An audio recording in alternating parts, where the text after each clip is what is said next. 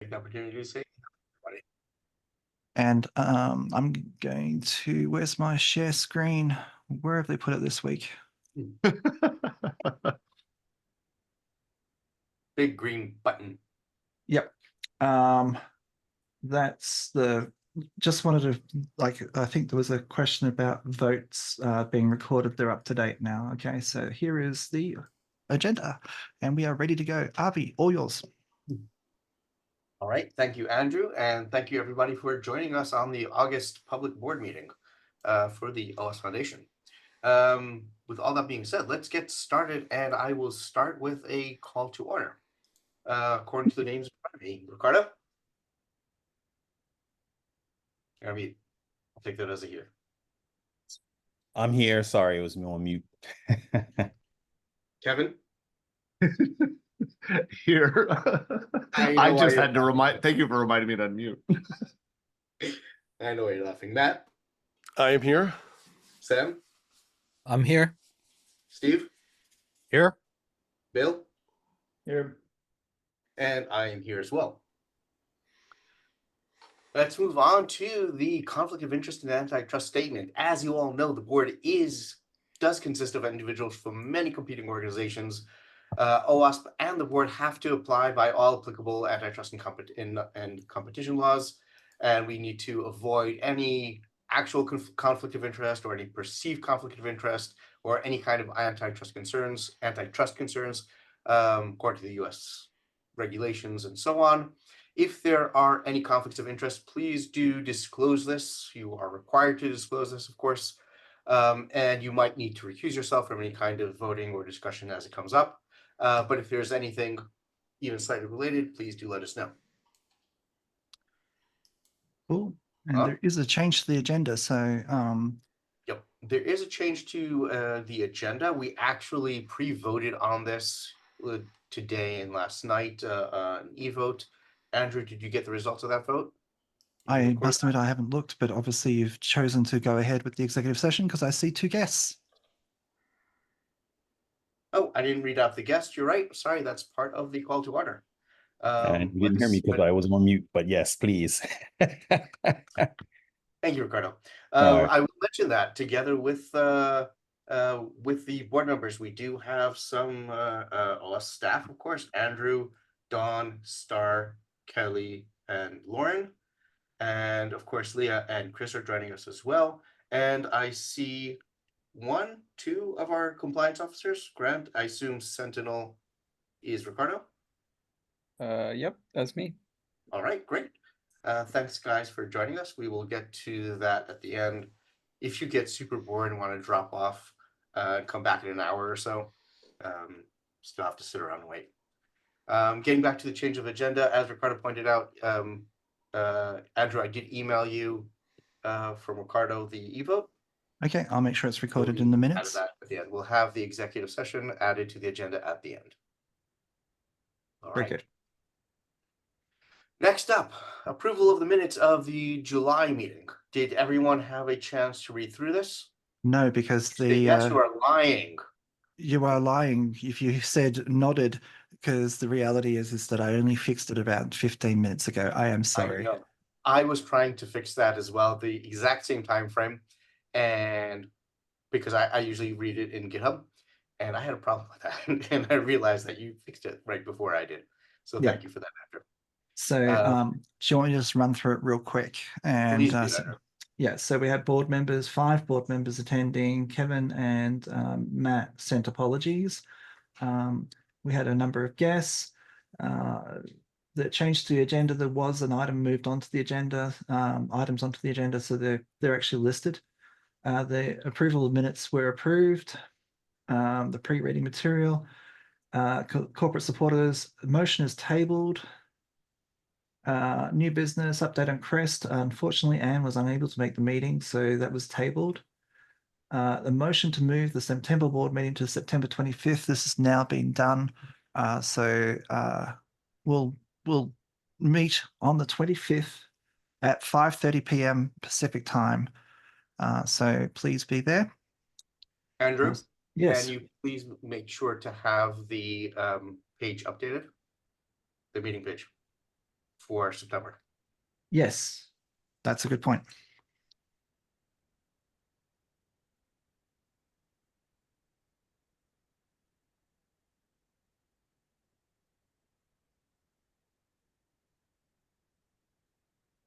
Right. Okay. Motion to pre-release global AppSec video recordings to OWASP members, resolve the events policy and benefits page to be updated to include the video recordings from AppSec to initially release to OWASP members. This hasn't happened yet, but it will. So let me just put that down as an action item on me. July video motion events policy and member benefits. Okay, that will happen as soon as we finish this meeting. That vote passed 5-0. The discussion on committees, approval to invest excess funds. We now actually have these certificates of deposit. This has actually occurred. So thank you for motioning, and that passed. Approval to open a line of credit with our current financial institution. We now have the information. It hasn't happened yet. I discussed that with Bill on Monday. So I will get that happening. The credit cards are a little bit more problematic. It will require a hard inquiry of Bill or myself. And obviously, Bill's willing to take the hit, but I think it's probably not urgent that we do this. Leah and Chris, I believe you have access to charity charge statements. Leah, can you confirm that? Yes. Yeah. So there's no urgent need to move the credit cards, but we've got the motion in case we decide to do it. It'll happen before I go. Okay, and then there was an executive session on the distinguished lifetime members and a discussion on HR issues. And that ends the minutes. So are we right to vote on the approval for the minutes? Wonderful. Thank you, Andrew. So I'm going to take a quick vote to read these minutes into the record and see if everyone approves that. Ricardo? Yes. Kevin? Yes. Matt? Yes. Sam? Yes. Steve? Yes. Bill? Yes. And a yes for me as well. Okay, thank you. Okay. I'd like to turn this over to you, Andrew, for the board summary and etc. Okay, cool. Got quite a lot on, but we also have a full agenda, so I'll try to keep it as short as possible. You'll see that there's a new slide template, so I'll talk about that. Slideshow. As you know from last week when I informed the board on the internal private list, I'm moving back to Australia. I'll be continuing on as executive director. I will have, because of the way that my body works and I wake up at 4 a.m., that gives me 2.5 to 3.5 hours at East Coast time, contact time with staff. So something that was, let's just say waking at 4 a.m. is not ideal, but this is perfect. So anyway, how best to contact me and make time with me. Ricardo and I had a great meeting. I let you know that the easiest way is emails, followed by, if it's urgent or time sensitive, to use Signal. Those are the things that I have open all the time. My phone chips when I get signals. So if you need to get me in a hurry, and I've not replied to an email in a timely fashion, which I define, if I haven't replied to you within 3 days, that's not okay. So please do go ahead and get me on Signal and get me to respond. I am working, I've got a filter that filters out all board messages from you specifically, and also the mail lists, and I check that every day so that I don't miss anything from the board. I get hundreds of DMs. I don't necessarily check Slack DMs. Please, if you are sending things to DMs, I do have you grouped in a separate area so I can see that, but I don't often check them, and I don't check them on mobile. The policy review, of board election materials is underway. The Code of Conduct and Elections Policy are now in public review. The elections policy in particular must be passed by October 15. Otherwise, the rules will change during the election, and that's not okay. So if you haven't yet read the updated elections policy, the biggest single change is that we're actually going to actively exclude special board meetings as attendance requirements, because those board meetings can be called within 24 hours notice. And it's, I think, unrealistic or unfair to expect people to attend a meeting with 24 hours notice, because I know I would struggle. So only public board meetings count for the matter of attendance, but please read the entire thing. If you have any questions, ask me, Bill, or Ricardo. We'll go from there. There was an inquiry from the board about how we manage our devices, and we're rolling out Microsoft Intune. This will give us a compliance audit. It'll actually enforce basic things we're already doing, but it'll enforce it. So that's going to go on all our laptops. It's already on my laptop. I believe it's on, I'd have to ask, it's on all the Windows laptops already. The Mac laptops come next. Okay, so that's, it also gives us the opportunity of doing remote wipes. So if a device is lost and it connects to the internet, we can remote wipe that computer. Okay, but it enforces things like encryption and automatic updates. For Windows, it actually enforces multi-factor login and tougher PIN number complexity and things like that. The audit is ongoing. The fieldwork is actually in progress. There are some outstanding items. I need to respond, Chris, to the email chain that is actually there. I'm sure that you're going to ping me about it during this meeting. There are some items that we just don't have, and I'm fully expecting to get pinged on the management letter, like the way that we do our accounting procedures. I was given the templates. I'm still just making sure that that's exactly what we're doing. So I will get them in before I go to New Zealand next week. So it's not going to be missing forever, but it's late. We need to sort out the EU entity. There is a section of this meeting to discuss that, so I'm not going to discuss it now. IT general controls, through doing the IT questionnaire, we don't do any training on privacy nor phishing attacks and things like that. So I've identified a couple of courses at Insperity that will actually do the trick, but I'm going to take them first to make sure that they're actually okay. There's nothing worse than putting your staff through enforced mandatory HR training on topics that is ridiculous. I'd rather find the good course than the just one that's handy. The new presentation templates, I'll take you through that in a tick, and leaders and members update, because that's actually approaching fast. So the new templates are here, and they're now compliant with the brand guidelines. So our old ones that had that gray background where the bottom says OWASP.org and things like that, they were never compliant with any of our brand guidelines, but that's what people have been using for the last 4 or 5 years. One of the things that we did do earlier this year was get our brand guidelines updated, and I can show you them. But fundamentally, this is the OWASP Blue. This is our registered trademark. I know it's small, but it's important. So we've got blue theme, we've got a light theme, and we've got a dark theme. So depending on what mood takes you, you can use one of those 3 color schemes. They're all the same in terms of the contents, but they're proper master slides. So they have layouts, they have the branding, they have a copyright with a license notice and things like that built into them. So people just have to change their name and start filling in the materials. So the templates are available for the brand assets shared drive. So they're ready to go. Leaders, are there any questions on that? Okay. Sorry, yes, Leaders, where are these templates available? the brand assets shared drive. I will make sure that they're linked into the minutes of this board meeting so that you've got access to them. Do we have a plan to make sure that everybody else knows about this?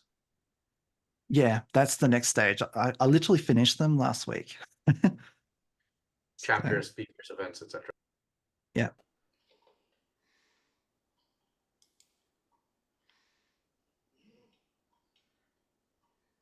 Okay.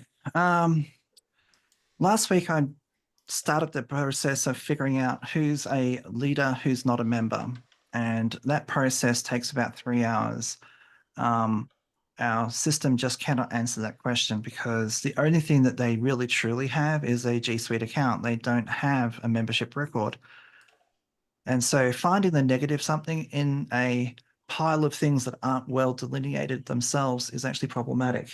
A naive selection of what I thought was non-members brought up 778 non-members, but the reality is it's probably less than that because there's brain damage in our current system. Garbage in, garbage out, basically. So there's no one source of truth. I actually have to go to 3 different systems. I have to go to Google, I have to go to Stripe, I have to go to Copper, and I need to go to a file called leaders.json, which contains all the email addresses of all the leaders. And then I need to do various processing on them to figure out if they're there or not. So in one case, we had a person who used a pseudonym. I can't blame our current system for that. They changed their, they bought their membership under their real legal name, and their leader name is not their actual name.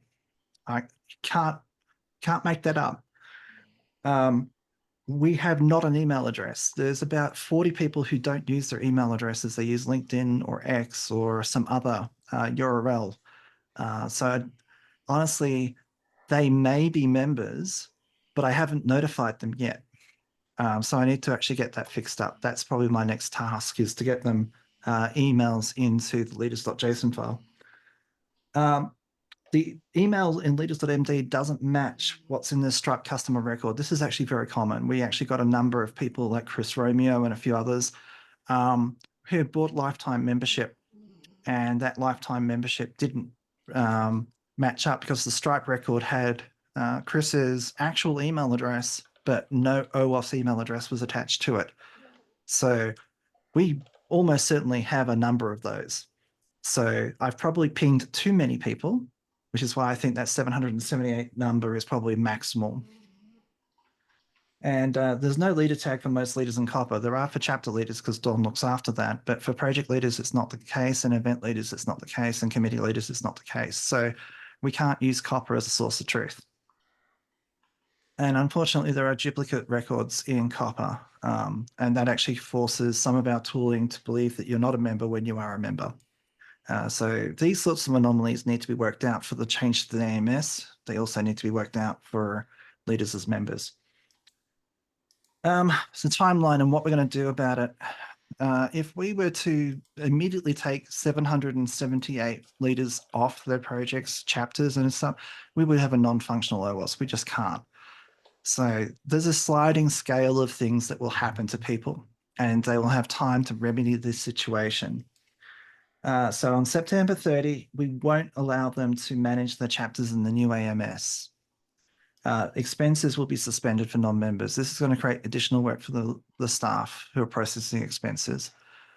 The hope is that if you're actually waiting for money and the only thing between you and getting your money is becoming either a complimentary or paid member, they will become a member. That's my hope. Cross fingers. They must be a member to manage the chapter in the AMS. This is a technical restriction. It is not me being onery or difficult. It's literally, once we go to the new AMS, that's how it is. This is why we need them to be members. On October 30, we will remove their admin role and just make them a member. So they'll be able to do PRs and things like that. They might be able to do commits, but they're not going to be an admin. So leader discounts will be suspended. We're doing that after AppSec San Francisco because we want as many attendees to AppSec San Francisco as possible. But it means that if they want to go to AppSec EU next year and get a leader discount, they won't be able to unless they're a member of some description. On November 30, the thing that most people want is their G Suite. if we basically remove the G Suite and put their secondary email address into the leaders.md file, they're still contactable by us. But the thing that they really like, which is their G Suite, will be suspended. We won't be deleting it for a while, but we want them to understand that there are consequences for not being a member. And then on December 30, a full 3 months later, then the leadership is terminated. And hopefully we've got down to a reasonable number. We won't lose projects, we won't lose chapters. We probably will, but we'll have to discuss it in December. So every month I'm going to give you an updated slide of where we're at with this so that we know what we're getting into. So this is just at a glance. At the moment, they don't get a vote and they don't get member benefits. So becoming a member actually has a benefit just because, you know, they really should. But then there's a graduating list of things that will stop for them, as we've just discussed. Dawn, I hope you don't mind, but I'm just going to zoom through because we've got a very busy schedule. The election process started. If you are renominating yourself, please make sure you do it by August 31st. I know one board member who's up for re-election hasn't done it so far. I won't embarrass them here. Corporate relations, we are at 339,000 for this year to date. If you multiply this through, you know, with 8 months of the year through, we're actually on track to meeting our budget for corporate supporters. I got this slide updated last week. It's actually better than this now. Kelly, do you want to just quickly go through and say what you've done for AppSec San Francisco? Yeah, sure. AppSec San Francisco obviously is doing very well with their exhibitor and sponsorship sales. We've exceeded the budgeted number of 965,000. If my numbers are correct, and these have not been verified with charity, my numbers are showing 1.1 million. Okay. For sponsorships and exhibitors. That'd be good. Just so everyone knows, if you hear of any companies that are interested, there are a few gold and 1 diamond package available and a few sponsorship opportunities. With Freeman adjusting the floor plan, it did free up some more space. So if you guys come across any companies that are interested, send them my way. Very good. Finance, we do have membership slides and then we'll get on to the main business of the day. So with that, I'll hand over to Chris. Hello. As Andrew said, the audit is underway. And that began since we met last time. Things are going well. We haven't run into any issues. There are a few outstanding items. I believe Leah has responded to everything from a financial standpoint that we can provide. But I know there's a few things that Andrew and his team are working on. Mm-hmm. So far, everything's going well. And I'm sorry, I'm just back from PTO this week and catching up on, or today actually, and catching up on emails. But I believe there was a conversation last week regarding excluding the European entity from the audit. That's right. So it's going to be a single year audit as well. And it won't be Jeannie actually described the difference between a combined and the other type of audit where you've got an affiliate that you actually strongly control. And she felt that she can't make, she hasn't got enough information to do a good audit as either of those two types. And so she recommended that we go for just the OWASP Foundation, and in the management letter, put a footnote in to describe the semi-material nature of the 100 and something thousand euros of the EU entity. We actually do have a discussion item later today to go through that. Yeah, very good. So just jumping into July financial reports, I will point out the significant changes for the month and try to keep this as quick as possible. I know you guys have a big agenda today. Cash on hand decreased by $408,000 during the month of July, but that's solely due to us transferring $400,000 into investment accounts. So we don't include that as cash on hand.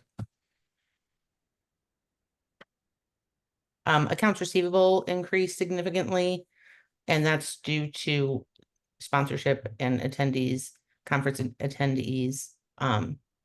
You can see it increased from $339,000 in June to $610,000 at the end of July. And then under other current assets, you'll see this is where we have the increase of $400,000 from our transfer from cash into investment funds. So total assets increased by $348,000 during the month of July, and that's really due to the accounts receivable increase.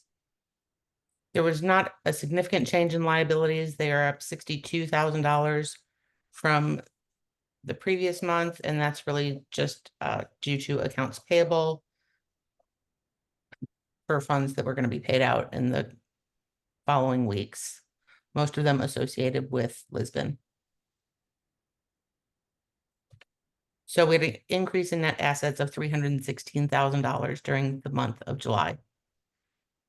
We'll go over the statement of activities rather quickly as we spend most of our time on the budget versus actuals statement of activity. But total income for July was $565,000. That is an increase of $102,000 from June. And again, a lot of that is sponsorship related to Lisbon. No, I'm sorry, San Francisco.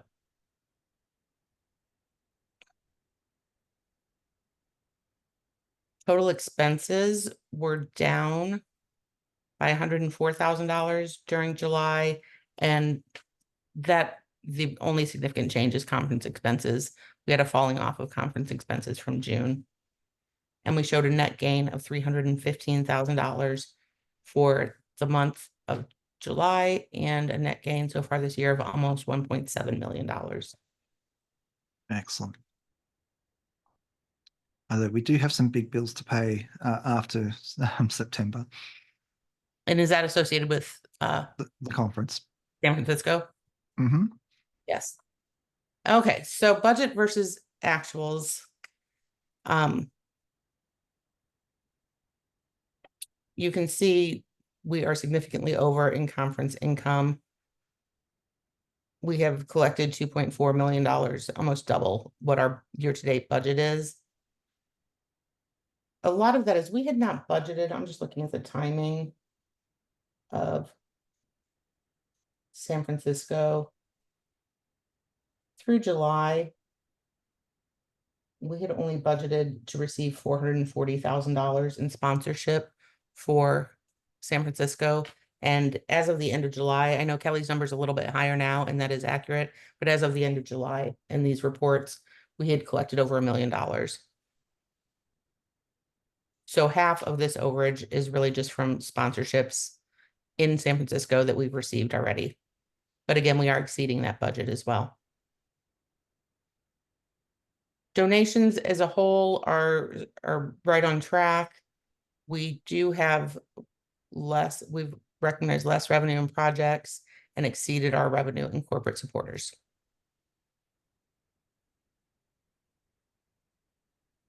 Expenses year to date. Community outreach is over budget by approximately $30,000.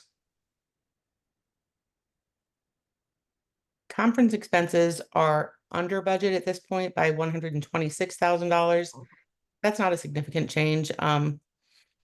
You know, it's a significant percentage considering the variance in timing. Mm-hmm. I wouldn't get too excited about that. Although I have a supplemental report I prepared for you guys to look at Lisbon numbers that's why I'm kind of trying to rush through this a little bit. We are under expenses for Lisbon, and I'll show you that in just a minute. Under general expense. Yep. Can I get you to bump up that text a little bit? Sure. How's that? Thank you. You're welcome. Let's see, under general expenses, we're $22,000 over budget, and that is mostly related to travel, which I think you were anticipating. Yeah.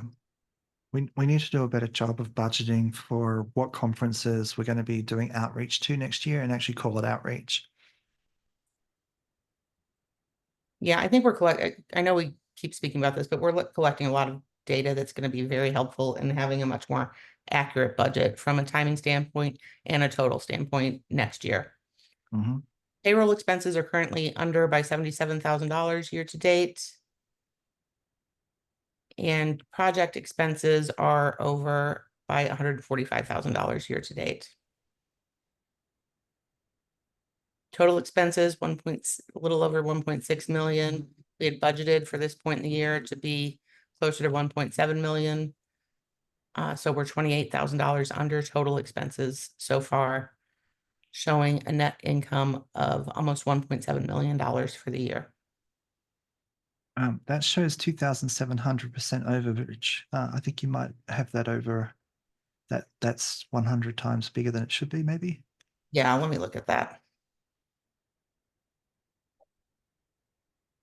I'd love it to be 2,571% over. Yes, we'll get that corrected for next month. Thank you. Leah, will you make a note of that? I have the cash flow forecast here and Fixing it now. thank you. It is significantly different than last month, but really that's just because we don't include that $400,000 that we transferred to investment funds in our cash on hand. But we're still forecasting to be in a strong cash position for the remainder of the year. Our lowest point will be at the end of the year with 197 days cash on hand, which again is a very strong position.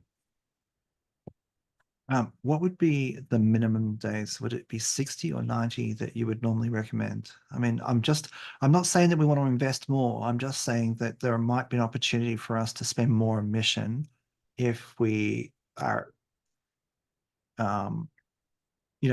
we're 197 and the industry average is 90 days, then there's a possibility of doing more with projects and things like that. You guys are in a really strong cash position. We have, this is a struggle for many of our clients. 90 days is the minimum, but we really recommend 180 days cash on hand. Okay, so 197 is about right then. So don't go wild. Yes, and especially for you guys, because you do have some months that have really high expenses that we want to make sure that we can cover. You're not static throughout the year the way a lot of organizations are.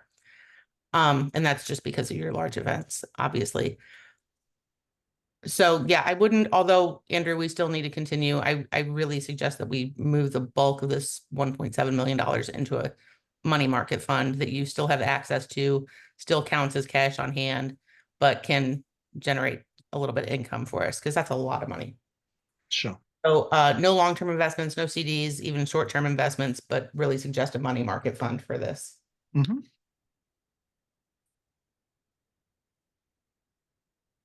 I did run this report, and this just shows our totals, the way that we're tracking for Lisbon and San Francisco so far. To Kelly's point, we are over the budgeted $965,000 for sponsorship for San Francisco. Now, she's looking at current up-to-date numbers through this point in August.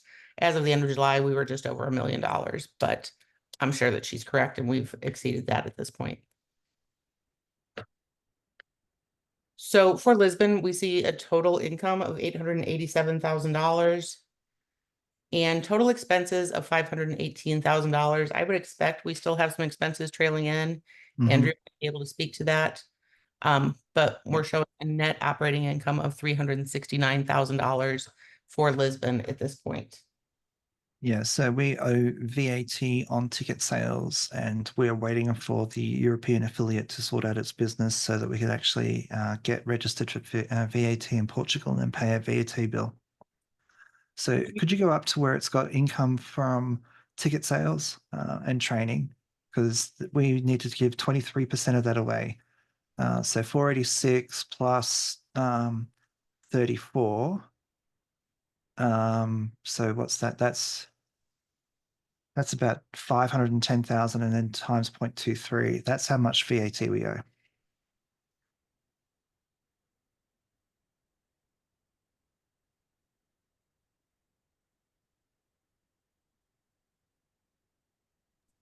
Sorry, what was that number? It's 23% of about 510,000. So, Yeah, it looks like right around $115,000. yeah, that sounds about right. So that's our tax bill that we'll have to pay Portugal. So it's not 369. It's still good, but it's not 369. Yeah, so, you know, hopefully we'll break even, we'll end up with approximately $250,000 in income from Lisbon. And I was just looking to see what we budgeted for.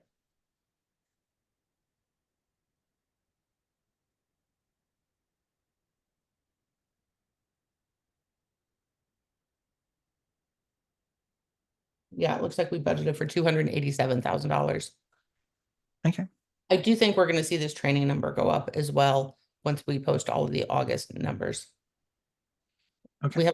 We have, I think Kelly and Dawn are working with Leah. We have some uncategorized training income that didn't come through the CRM with a location. So I think that this will go up a bit. Yeah, I did a lot of them. I'll probably get that sheet to Leah tomorrow. Okay. No problem. For San Francisco, we are at, you know, almost $1,150,000 in income so far. We are exceeding sponsorship already. The total budget for sponsorship, not just ahead of track. And our expenses are very small for Lisbon or for San Francisco so far. Yeah, we haven't received most of the bills. So I expect we'll have some cash going out over the next few months as we place deposits. But again, we're doing our best to really track this, and not only to track the totals, but also to track the timing of the expenses and the timing of the revenue, so that hopefully we can have a more accurate look for next month. Mhm. Did you guys have any questions about the financials so far in the fiscal year? No, it's about where I thought it'd be. Anyone else? Bill, do you have any questions? I will say this, I'm gonna caveat what I've been saying so far this year. My anticipation, and through conversations with Andrew, is that we really wouldn't exceed the conference revenue, that we were just getting it sooner. But I'm seeing now we are exceeding our goals a bit in that. So, you know, I anticipate we're gonna have a really strong year. Very good. We still have some challenges with AppSec San Francisco registration numbers, but got a couple of slides on that, and the board can see that we still need to promote attendance at AppSec San Francisco to hit our numbers. But if we hit our numbers, we will make a decent profit there too. Yeah. Okay. Just for little over $1,660,000 in income for San Francisco, and only $760,000 in expenses. So, you know, Yeah. we've budgeted for a large income there. Yeah. And I just want to go through the last couple of remaining slides, and Sam. Yeah, just a quick question to Chris. You know that the error that Andrew spotted with 2,500%. Is that a copy paste there in the spreadsheet? Do you have any idea where is it coming from? Honestly, I'm sorry. It's a system error with the system we use to generate the reports. I just need to update the KPI. Okay. Okay. So it is 100 times bigger than it should be. Is that right? Yeah. Okay. Okay, that's okay. Thanks, Chris. Thanks, Leah. I will get back to you on the missing items thread later We today. just received another email, so Yeah. it just keeps growing. I know. It's just once we've got these documents, we will be great for next year. Yes. But right now we don't have them to hand, and so that's slowing us down. Otherwise, I'd just provide them. Yeah, unfortunately, there's some support that we don't have access to. So hopefully next year we'll bother you much less with this, Yes. Yeah, and also it's a full year rather than a partial year.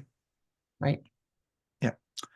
Okay, so I'm just going to go through a couple more slides and then I'm going to hand it back to the to Avi. Membership is an all-time high of 8,286 members. Strong growth in one-year memberships from Lisbon registrations. We had 2-year go down, lifetimes go up, complementaries keep on going up. The reality is that we do need to think about complementary memberships, particularly the force majeure ones. They are being abused. Almost everybody who says they're from Ukraine has a Vietnamese email address and name. I don't believe there's that many Vietnamese folks in Ukraine, and they do use quite a lot of storage. Avi. I thought the force majeure sign up page is IP blocked by Cloudflare. Yeah, it is. And so they're using a VPN. That's not useful. Yeah. So it, you know, as I said, we need to talk about this in September. It's the board's prerogative to revoke the force majeure policy, and we need to have a discussion. Okay. We really do need to move on. So I'll just quickly go through. There's 3 new chapters, to lots of people, projects and grants. Basically, I'm going to get you to read this in after the session. The slides are available from the agenda. The AMS, there is an update in this meeting, so we'll just do it in this meeting as an agenda item. And we do have updates. The only one is San Francisco. So, Aaron, do you just wanted to go through San Francisco real quick, please? Yeah, sure. So for San Francisco, our overall conference tickets, and this includes everything from the Women in AppSec, reception, newcomers reception, training tickets, conference tickets, we budgeted 1,155. We've sold 566, which gets us to about 49% of our goal. I kind of don't pay much attention to the San Francisco 2022 numbers. That was an odd year just coming out of COVID, and then it was the week before Thanksgiving. But I pulled the report in Eventbrite just to compare the ticket sales for San Francisco 2024 to where we were in DC. So 4 weeks before the event. And for DC, we had 507 tickets sold. So we're pacing about the same, if not slightly above where we were for DC. And I think our overall ticket sales for DC were just above 1,000. We are about the same, 49% of our goal for the conference tickets and about 47% of our training tickets. But even though we're pacing at or about the same as we were for DC last year, I would still appreciate any promotion, any assistance, getting the word out, and encouraging people to register, since we want to keep growing this conference each year. Yeah. So with that, there are other slides that Lauren does spend a fair amount of time on. Oh, we've got the Developer Day update coming up, don't we, as a separate agenda item? Yep. Okay. So with that, Avi, I'm going to hand it back. I had a question before Avi. Lauren, is there any are there any social posts that we should pay attention to? I get a lot of them. So if you want to call an action for us, if you could provide us the easy button with some links to LinkedIn, Twitter, etc., posts that we can kind of amplify, that would be fantastic. Thank you. Yeah, I have posts going out almost every single day on San Francisco and for Singapore too, AppSec Day Singapore. So if you ever see any of those come across your feed, please feel free to repost. Got it. Thank you. Thank you. On that note, Lauren, are we leveraging the marketing agency to actually make that more effective and have more effective posts and actually reach them better? Yes. I've been working with Van Open. They've been doing social media posts, kind of the same as we do, but I have them doing some targeted LinkedIn ads as well. All right, my opinion is that we will need to revisit that when we have, well, marketing committee that knows what they're doing to do that better, because I don't think we're having the leverage that we should be having. Yeah, they've also issued, when we look through the reports that she sends, as to how many people click the links, but basically when we compare the people who click the links and then who actually register, she does feel like there's a disconnect on our website where maybe we could change that a little bit. So I appreciate that feedback that she gives, and I think that's something that will be revisited with the new AMS. Yeah, we definitely do need to revise the website once we've got the AMS in place. I think our current website is not very good at driving calls to action, and it can be rather hard to find what we're trying to promote right now with Equal. It's just way too hard for the event staff to have a good looking events site. And we don't have history of previous years. There's a lot of things it doesn't have that we should probably look into once the AMS goes live. So, Avi, first motion. Yep, all right, let's move on to new business. The first motion is to change the date of the December 2024 board meeting. As you know, the date falls out on December 24th, which is unlikely to have high attendance due to Christmas and other holidays. So the motion reads as follows: resolve that the December 2024 board meeting will be moved to December 17th, 2024 at 12 o'clock US Eastern. Is that the regular time? Mm-hmm. Yes, it That is. sounds confused me. So just moving it exactly 1 week earlier. I am sponsoring, Ricardo is seconding. Any questions on this? Wonderful. I'd like to take a quick vote on this motion. Ricardo? Yes. Kevin? Yes. Matt? Yes. Sam? Yes. Steve? Yes. Bill? Yes. And that is a yes for me as well. Motion passes 7-0. Andrew, can you please make sure to have that page updated as well? Yes, and I'll also update the actual invite. Wonderful, thank you. Next up is a discussion on AppSec Europe 2025. That's next year. Yeah, this is Lauren. Lauren, I'm going to make you a co-host, so if you've got slides. No, I don't need any slide. There's not much to cover on this one at all. I can just provide you guys with the status update. After the slides that we did, not last week or the week before, we ended up getting a offer from Barcelona. I think they came back from holiday. So it would have been great if I had that for my original presentation for you guys. But unfortunately, I'm coming to you after the fact with this. Barcelona did offer us the dates of May 26th through May 30th. Their rental is about half that of what we were quoted for Dublin and Frankfurt, so 144,000 euros.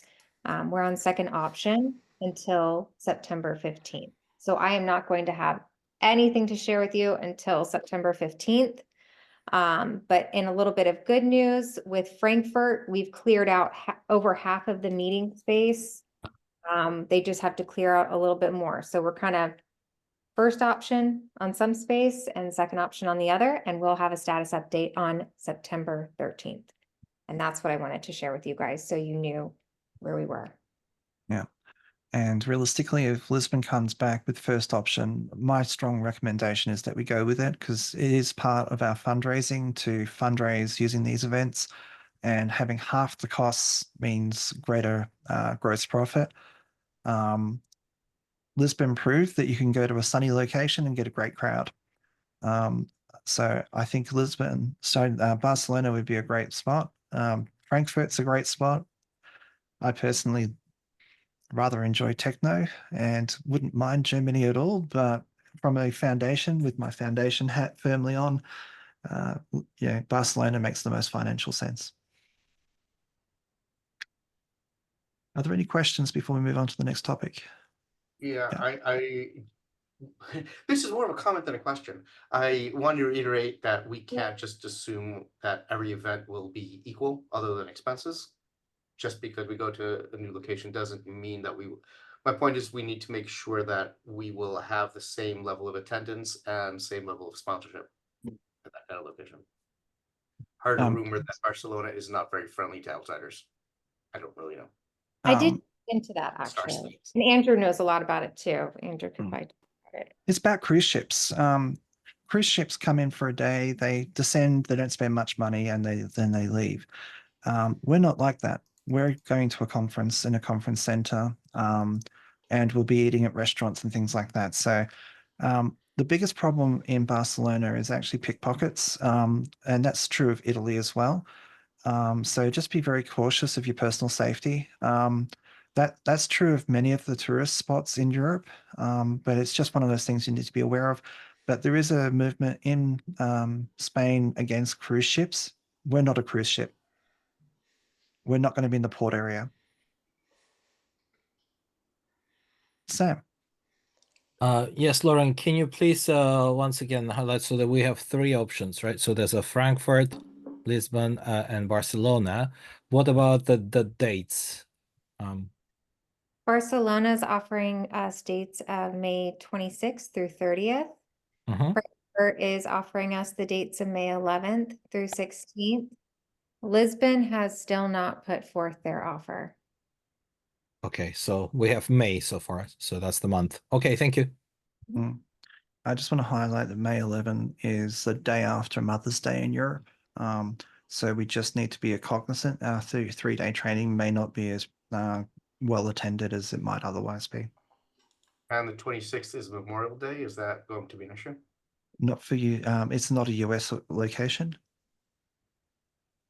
We don't get many attendees from US. Mother's Day, I think, is different dates in Europe. Sam, is it the same date?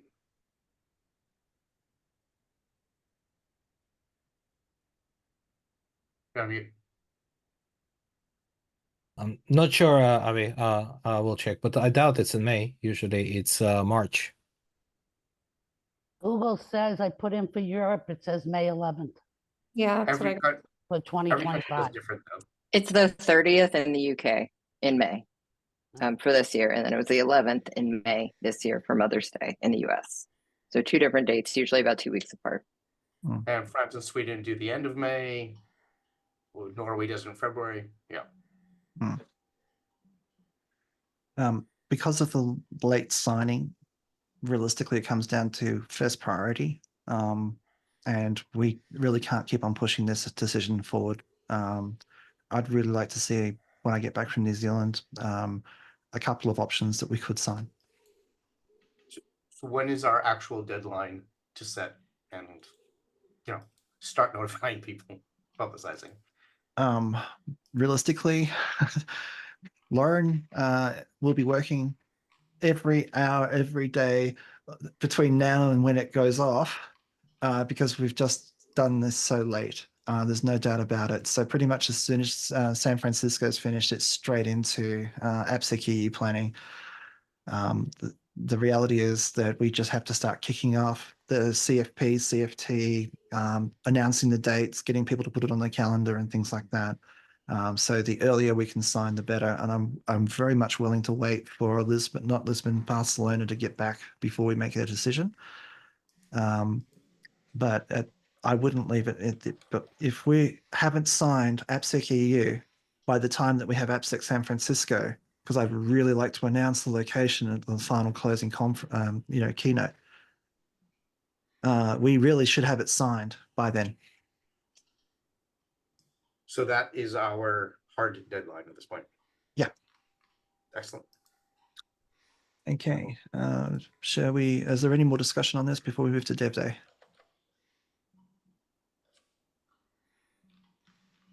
Okay, Dev Day. Yep. As some of you already know, the decision was made yesterday to cancel Dev Day in San Francisco this year. The reason was a lack of registrations. I am a little upset about this because we did work very, very hard. But we learned a lot from this. And I think that the team and I are just going to discuss possibly doing a virtual Dev Days in early 2025 and continue our outreach efforts. And our hopes are that possibly by doing a virtual Dev Days, it'll give people an opportunity, one, to associate developers with OWASP, but also to get people to understand what to expect from a Dev Days prior to rolling out a in-person Dev Days with a higher ticket cost. Lauren, I would like to have this on our agenda for the in-person meetings to have a bit of a what's it called? Retrospective of what happened and how we can learn from this and what needs to happen to do that differently, as part of, you know, wider discussion, making that bigger. I'm going to ask you and Izar or whoever else from the events committee to join us at some point. Does that sound good? Yeah, absolutely. We're currently working on that. We're working on what went wrong and steps of how we're going to improve this and build this up in the future. So we're ready to talk about it when you are. Fantastic.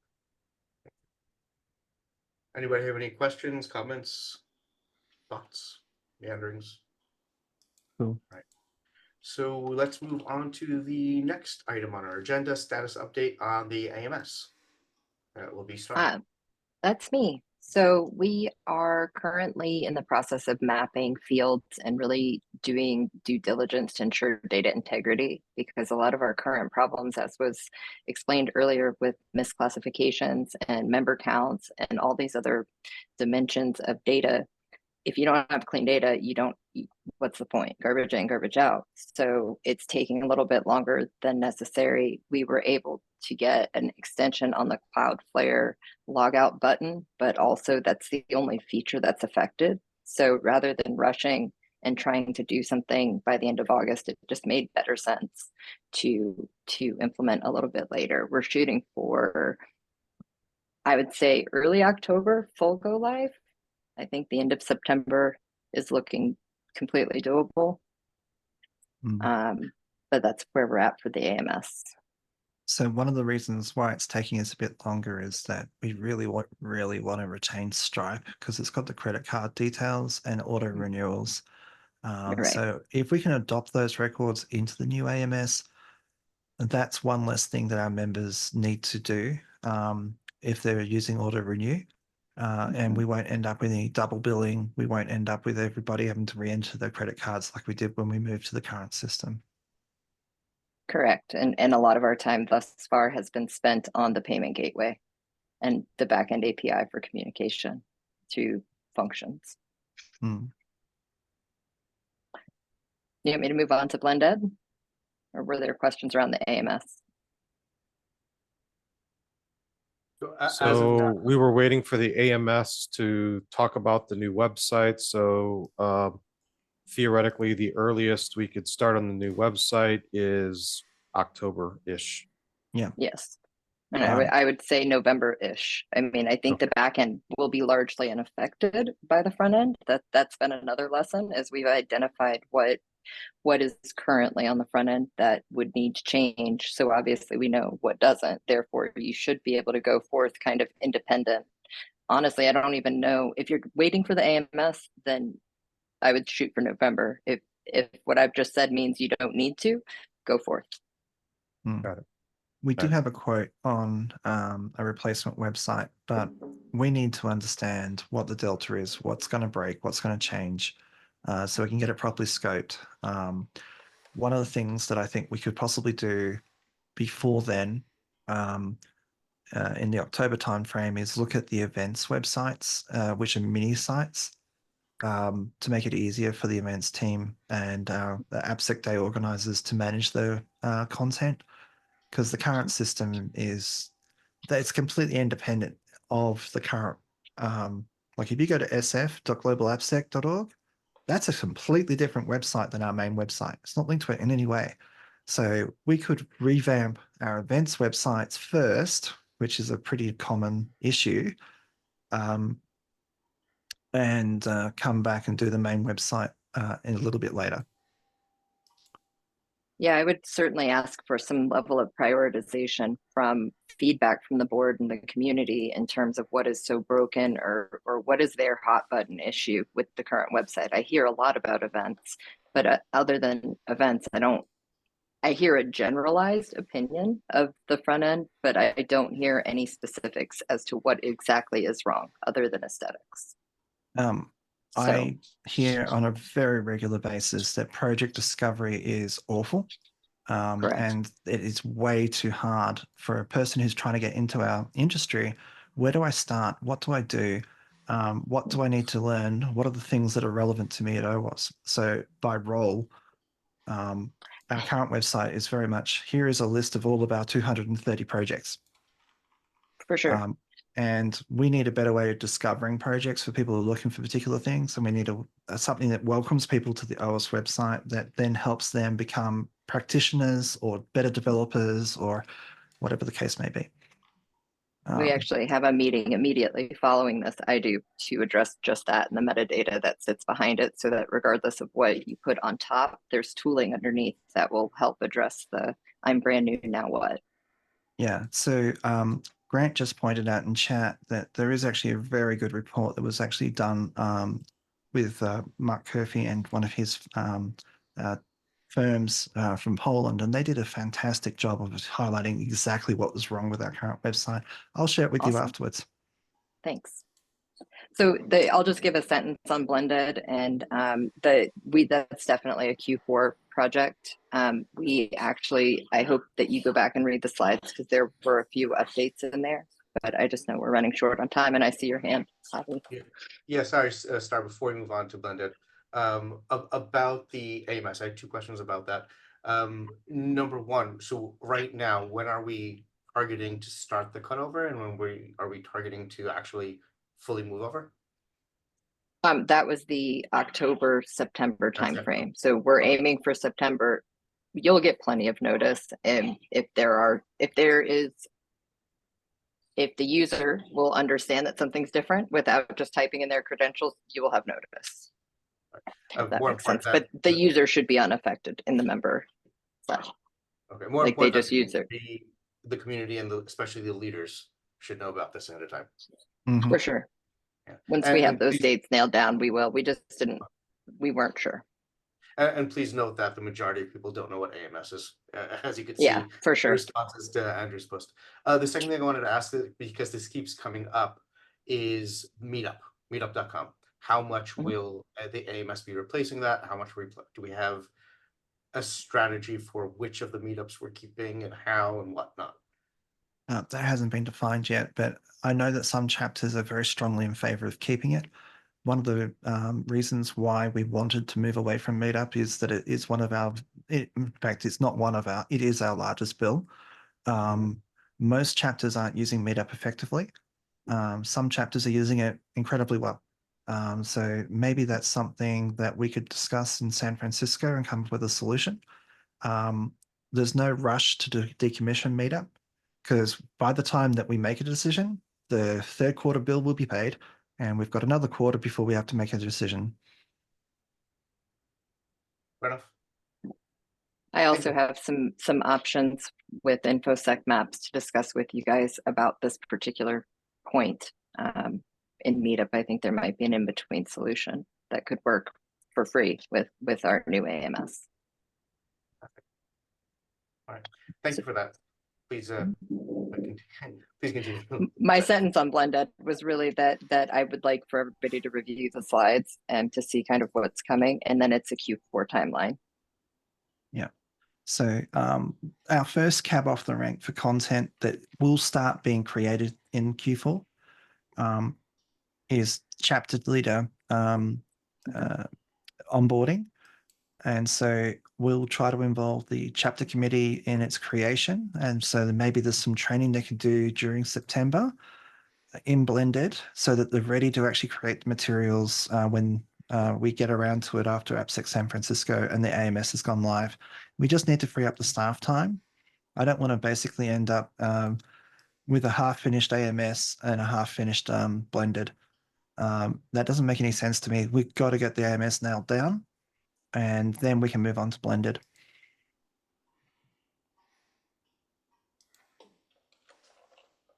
Okay, should we go into the Dawn's update on the board election? Yes, please. That's the next topic. Okay, so we have enough people for an election. Right now, we have 5 candidates that are eligible. I think we have 9 that submitted. We have till the 31st for submissions. So we're just moving along. So we're at where we're supposed to be. And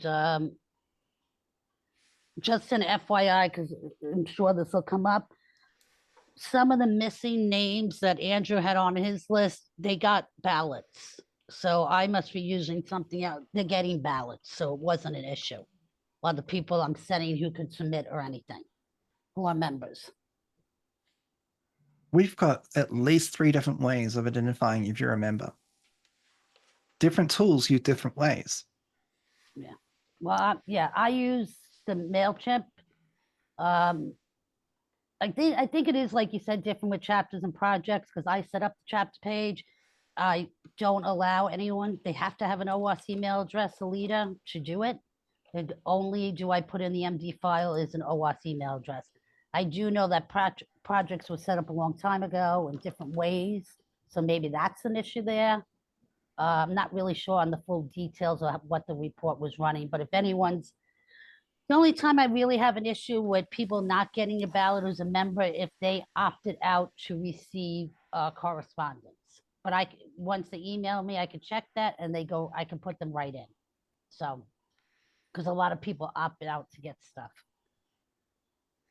So we're moving along, I was supposed to.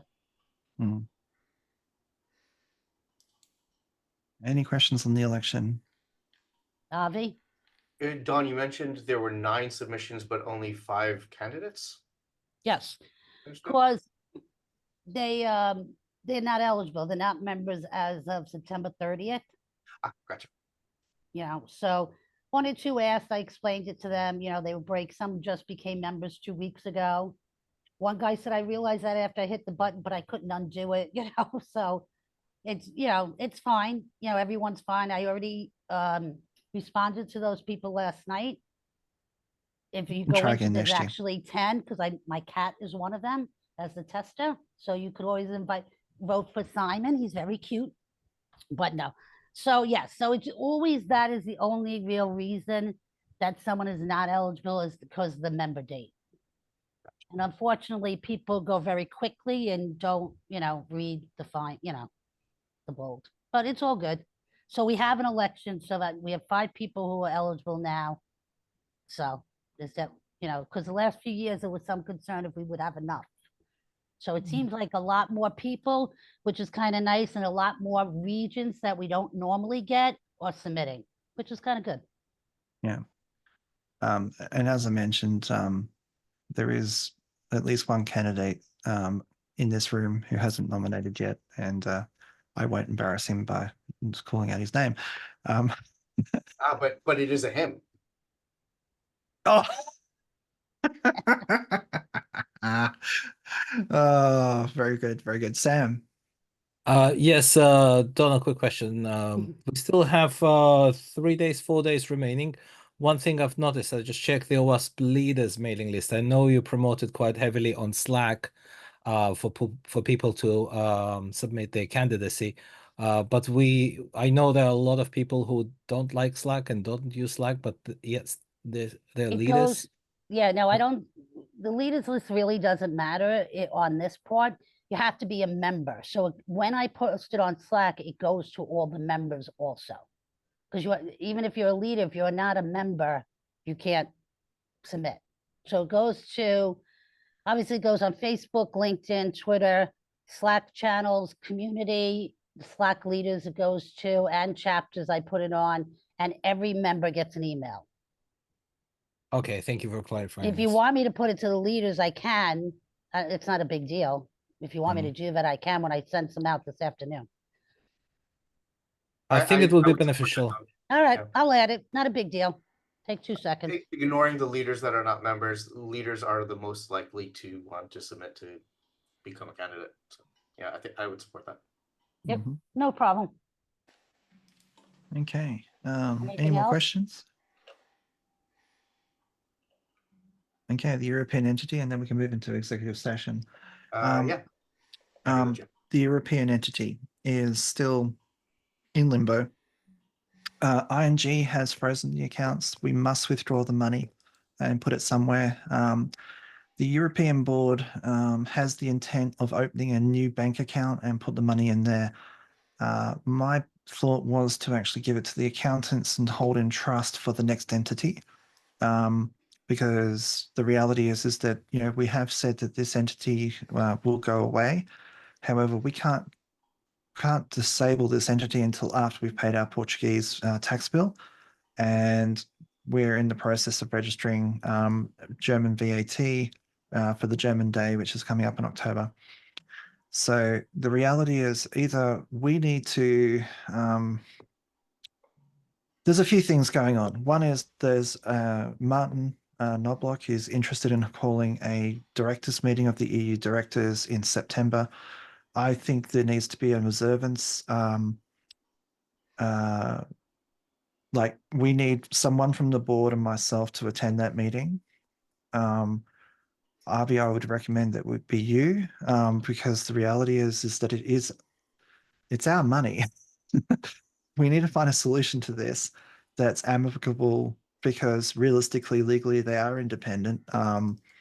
It wasn't our intention for that to be independent like that, but it is what it is. If they decide to open up another bank account and transfer the funds into that bank account, I don't have any visibility of it. The 2023 audit, finances and tax returns have not been done. I don't have access to the bank account, and so I can't complete it. And so the reality is that I do need the European Board of Directors to basically instruct the accountants we have to do the 2023 tax return before they actually get in trouble with the Belgian government. As directors, they have a fiduciary duty to do so.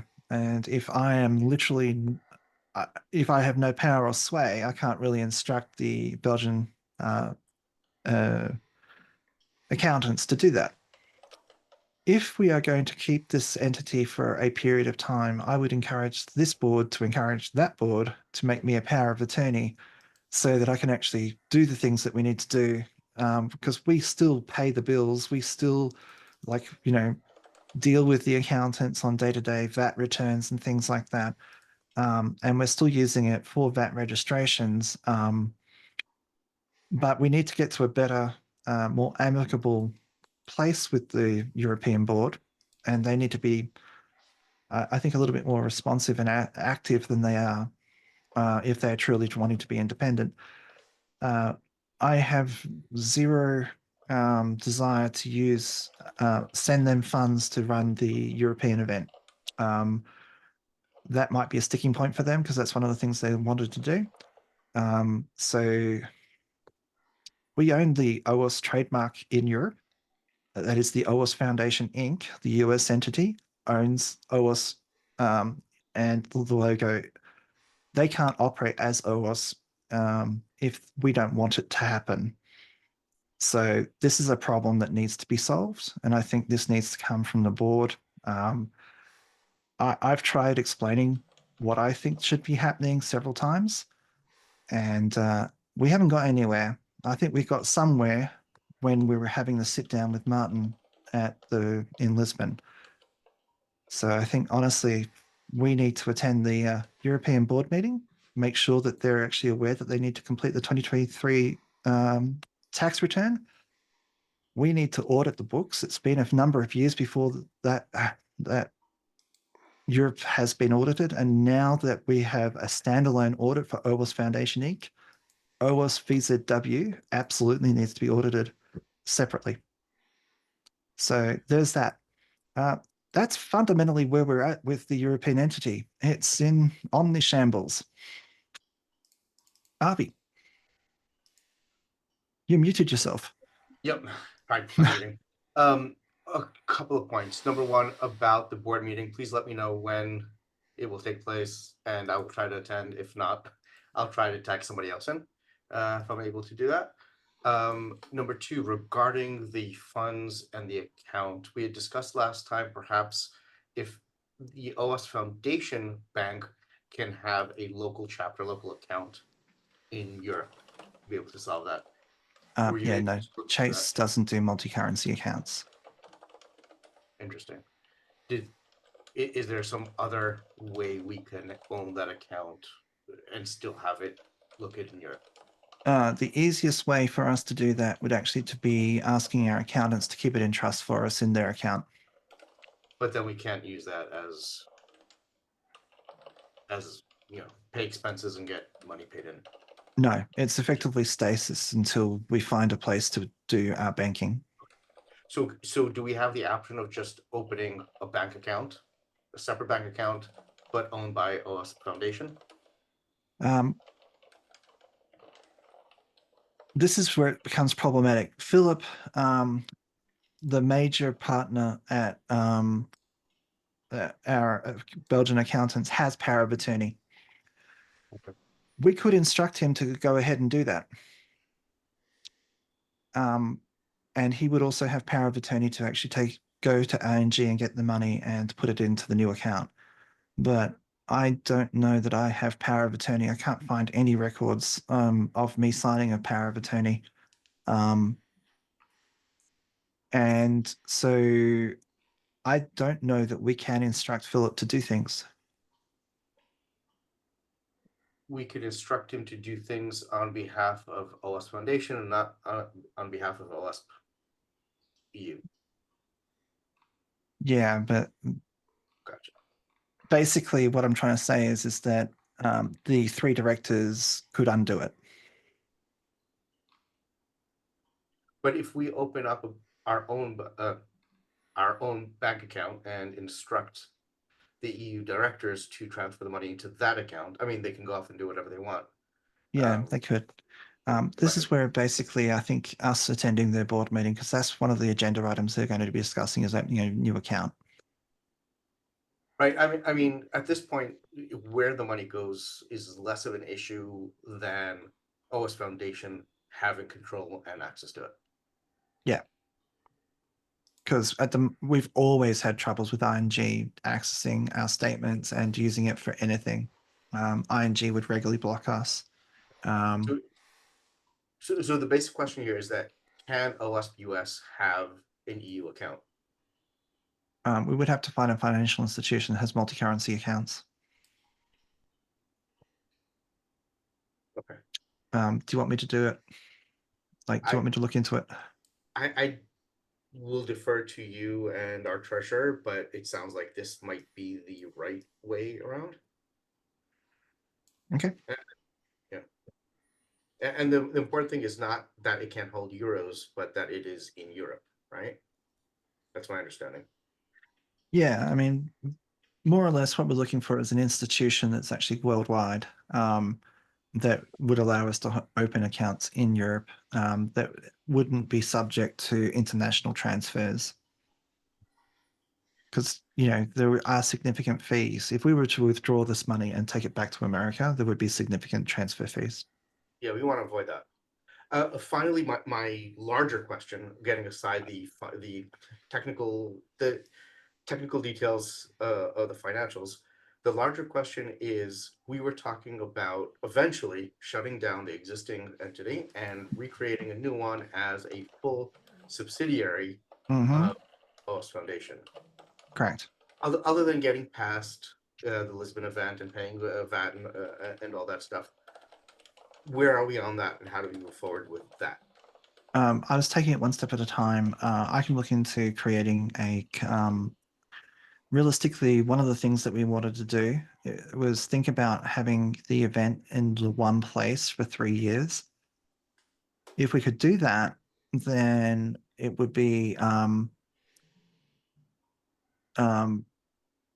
if we could actually do that, it would be worth reestablishing the subsidiary in that country, because then we'd be automatically registered for VAT in that country.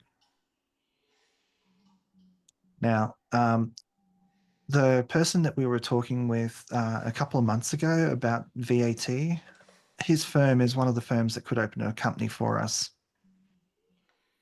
So I will consult with him and see what we can do, but it sort of needs us to make a sort of a bit of a firm decision about where we're going to be for a couple of years.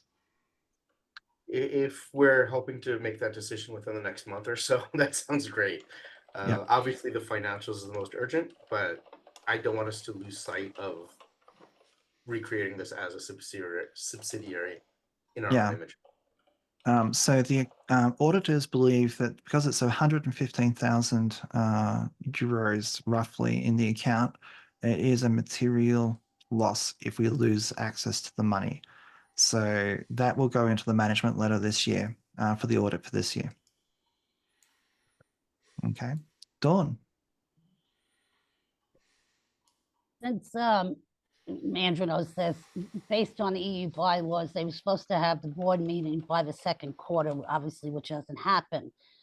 Now, because there are issues going on with everyone, do you want me not to reach out to set this meeting up, or what do you want me to do? That I can try again. I did try in second quarter and it didn't happen. And it was a there little is an tense. email chain of Martin nominating a date. So Oh, I'm not on it. Can someone send that to me? yeah. Okay.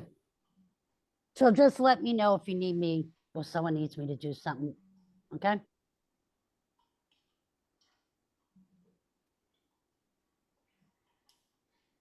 Any other comments, questions, discussions on EU?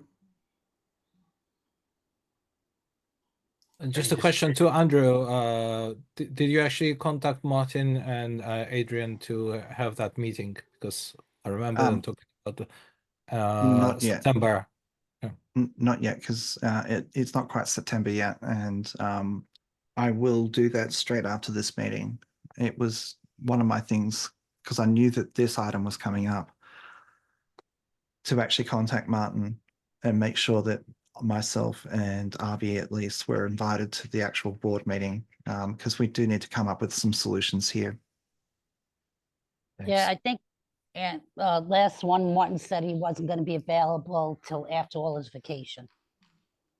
Yeah, he's Oh, actually wow. finished his vacation, but Okay. unfortunately he's had a death in the family. So Yep. yeah, let's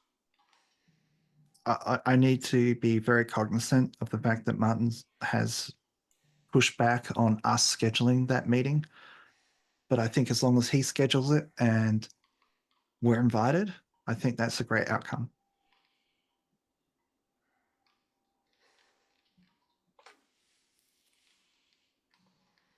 Any other comments, questions? Is there consensus on the discussion that we just had around the financials, subsidiary, and so on?